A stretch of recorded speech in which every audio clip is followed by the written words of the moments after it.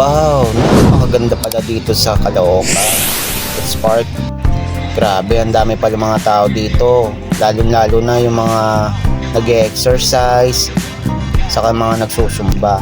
At isa pa, samahan nyo na rin, may nagbo-boxing din pala dito. Talagang napakaganda ng lugar, maayos, malinis, at maaliwanas. Kaya kung nag-iisip kayo kung saan kayo pupunta na mapapasyalan, dito lang yan sa People's Park sa Caloocan.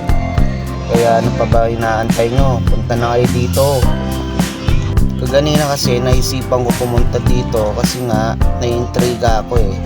Kasi nakikita ko siya sa Google Maps kaya pinuntahan ko siya. Ang ganda pala dito. Napakaganda talaga. Marirelax kayo.